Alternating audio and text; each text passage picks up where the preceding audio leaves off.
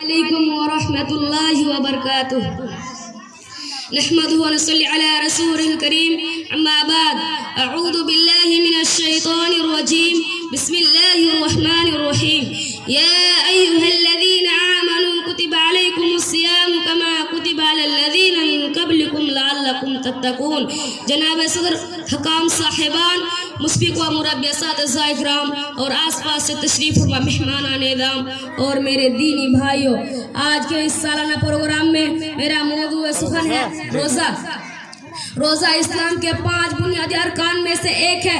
اللہ تعالیٰ قرآن مجید میں ارشاد فرماتے ہیں یا ایھا الذین آمنوا کتب علیکم الصیام کما کتب علی الذین من قبلکم لعلکم تتقون۔ یہ ایمان والو، تم پر روزہ فرض کیا گیا ہے جس طرح تم سے پہلے لوگوں پر فرض کیا گئے تھے تاکہ تم تقوی اختیار کرو۔ وہ صرف بھوکا پیاسا رہنے کا نام نہیں بلکہ آنکھ، کان، زبان، دل اور تمام اعضاء کو گناہوں سے روکنے کا نام ہے۔ حضور صلی اللہ علیہ وسلم نے فرمایا جو شخص جھوٹ اور برے کام نہ چھوڑے تو اللہ کو اس کے بھوکا پیاسا رہنے کی کوئی ضرورت نہیں۔ بخاری۔ روزہ انسان میں صبر و برداشت، نفس پر قابو، اللہ سے قرب، گناہوں سے نفرت پیدا کرتا ہے۔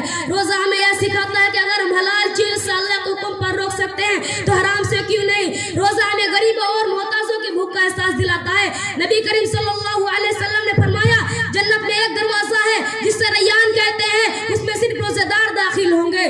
بخاری مسلم حدیث قدسی میں ہے روزہ میرے لیے ہے اور میں ہی اس کا بدلہ دوں گا۔ یا روزے کی عظمت کی سب سے بڑی دلیل ہے روزہ صرف رمضان کا عمل نہیں بلکہ ایک مکمل تربیتی نظام ہے۔ اگر ہم روزے کے روح کو سمجھ لیں تو ہماری زندگی سنور سکتی ہے، معاشرہ پاکیزہ بن سکتا ہے اور ہم اللہ کے مقرب بندوں میں سے شامل ہو سکتے ہیں۔ اب آخر میں اللہ تعالیٰ سے دعا ہے کہ ہم تمام مسلمانوں کو روزہ رکھنے کی توفیق عطا فرمائے، آمین۔